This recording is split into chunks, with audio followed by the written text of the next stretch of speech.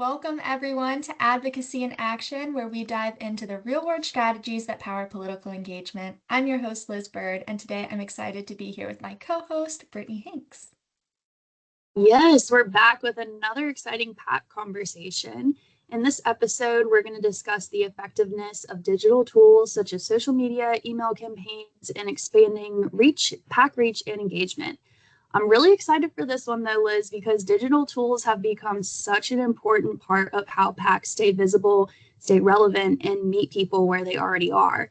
Employees expect communication to feel modern and easy, and I think these digital platforms give PACs the flexibility to educate, engage, and build trust in a way that really feels natural instead of intrusive. Absolutely, and I don't even want to delay. I have so many great questions lined up for you, Brittany, so I'm just going to dive into my first question. I want to pick your brain on which digital platforms have proven to be the most effective for PAC outreach and why. Sure. So, in my experience, I think email is still the most effective digital platform for PAC outreach. It lets you target only your eligible audience, and you can personalize the content and you can track what resonates. Email is a place where people really expect to receive organizational information, so it feels comfortable to them. For organizations that have internal social networks like a workplace or a Yammer, those can be really effective too. They allow employees to allow you to reach your employees in the middle of the workday with that quick, friendly reminder or update. And I think for companies that share government affairs context externally, LinkedIn performs well because employees already use it for professional development. I think it really enforces the idea that civic engagement is part of an informed professional. I love that. I couldn't agree more, especially on email. I mean, in my experience with communications, email strength lies not just in your ability to target and see all these metrics, but also you can tell a story over email. And I think sometimes people forget that and they think of it more as a social thing. So I like that you pointed out that you can craft that narrative while also tracking all the things and seeing what resonates.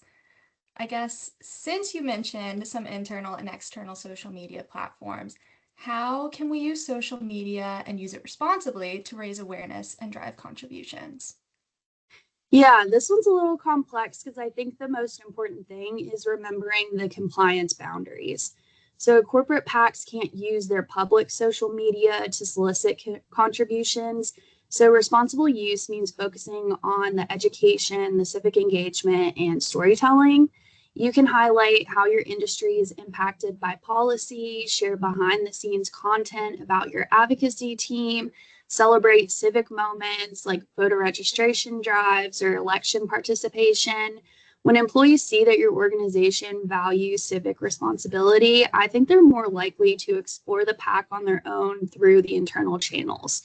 Another responsible approach is encouraging leaders and ambassadors to share why civic engagement matters to them. It really humanizes the issues without crossing the solicitation lines. I agree. And I almost think thinking of leadership, at least for me, is in marketing and communications, think of them almost like your influencers in your organization. You can kind of treat them like that to help you build those connections and understandings. And I mean, everyone likes a behind the scenes look or making things feel more relatable. So that's just always a great tactic. I love that. I guess switching back to email, what roles do you see email campaigns playing in keeping employees engaged with PAC activities just beyond solicitation emails? So, email campaigns are really the backbone of ongoing PAC education. Instead of treating your email as a once a year ask, I think PACs need to build a rhythm that keeps people informed year round. For example, just short updates about policy initiatives, quick recaps of events, highlight a PAC board member or contributor. Emails help employees understand how their dollars are being used. When people can see that connection between their contribution and the PAC's impact, that's how engagement increases. And consistency really matters. You don't need daily messages, but you need something steady and predictable so that the PAC feels really familiar to your employees or stakeholders. Agreed. And I think at BIPAC, through surveys we've done, we've consistently found that trust is high between employees and their employers. And I think you really hit the nail on the head with like the rhythm of needing steady communications.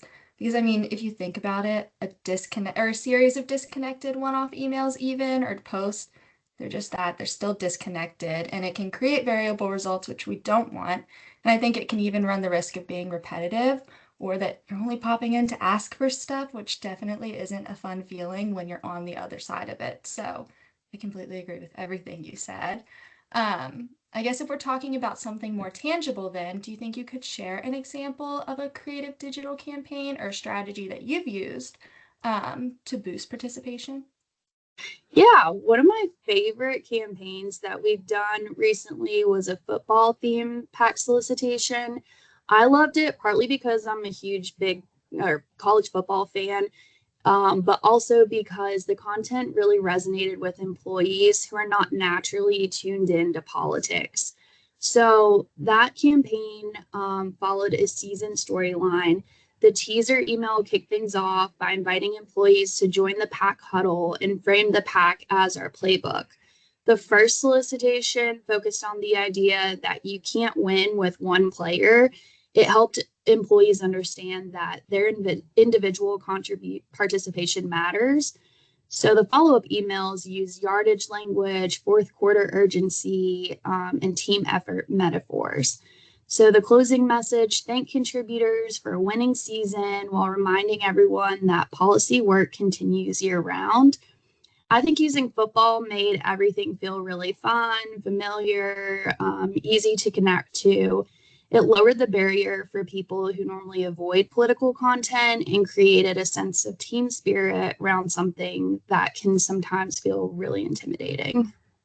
Agreed. And I think even like making it that thing that you can connect to, even if you're not super connected to it, me, for example, not that knowledgeable about football, I still clearly understood everything and I thought it was fun and it shifted that narrative like you were talking about. So even for the non-football fans, it still works. But I guess another question I have for you is what tips would you give organizations that want to modernize their PAC outreach without overwhelming their audiences? I'd say first pick one or two digital tools and learn how to use them really well. You don't need every single platform. A strong email cadence paired with maybe one internal communications channel is plenty for most organizations. Second, I would keep the content really short and visual. Employees are far more likely to engage with graphics, short videos, or key takeaways than they are with a long paragraph format. Third, I would repurpose everything. A quote from a PAC board member can become an email, a slide, a quick internal post. Modernizing doesn't mean reinventing the wheel. It just means packaging information in formats that people enjoy. And last, always make the experience simple. Clear calls to action, easy access to PAC pages, predictable messaging. Those all help your employees feel more comfortable instead of really overwhelmed by the content. I love all of these tips. I think they're so great. And I think even with repurposing everything, I love that. And it also makes sure that your messaging is staying consistent too, which kind of just like knocks two birds with one stone because you want to keep everything consistent, but you're also getting to repurpose everything. So I think that's a great tip that everyone should make sure that they're implementing. You're building your trust in communications, it's keeping it authentic with your audience. And I think that's probably our tip that we need to leave it on with today because there's no way we can top that one, Brittany. I guess I just want to thank everyone for tuning in to today's episode of Advocacy in Action. It's always great when Brittany and I get to come together and do one of these. If you liked this episode, be sure to subscribe, share it with your networks, check out our other episodes, and you can even consider sponsoring us for more conversations like this one.